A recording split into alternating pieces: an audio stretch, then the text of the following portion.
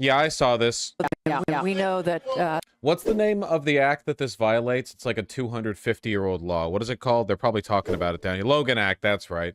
The Logan Paul Act. Secretary of Passed State. after Logan Paul interfered with American foreign policy, yeah.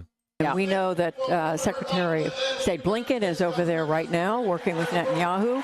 The reporting is that former President Trump is on the phone with the Prime Minister of Israel, urging him not to cut a deal right now because it's believed that would help the Harris campaign. Yeah, so Democrats and Republicans arrived at a bipartisan bill that about the border. And again, I think that bill was monstrous, but they did arrive at a bipartisan bill that would have addressed the crisis at the border.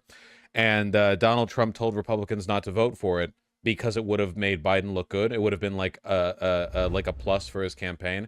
Now he's over there with Netanyahu pressuring him not to accept a ceasefire because he also doesn't want Biden to have that under his belt. He wants the slaughter of Palestinians to be as compromising to Biden's Kamala Harris's electoral chances now as possible. Trump being a bitch is always... Well, it's not just Trump being a bitch, it's illegal. The Logan Act. This is like a million-year-old law.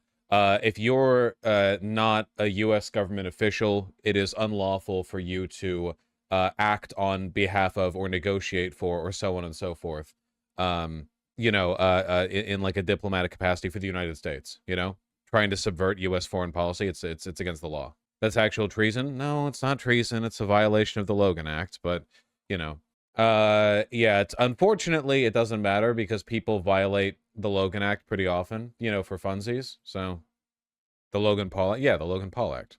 Nixon did it with South Vietnam. Yep, people in chat are very insistently reminding me that it's happened before. Thank you for letting me know.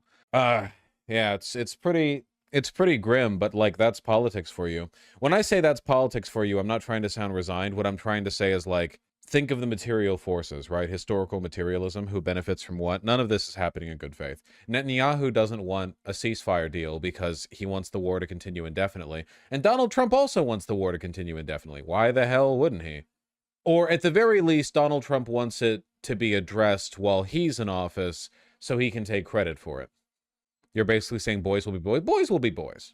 You know how it is.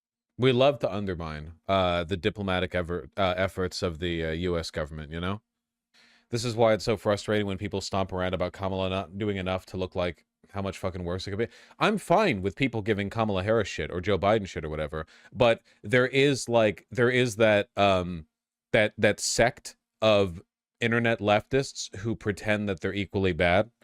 And yeah, no.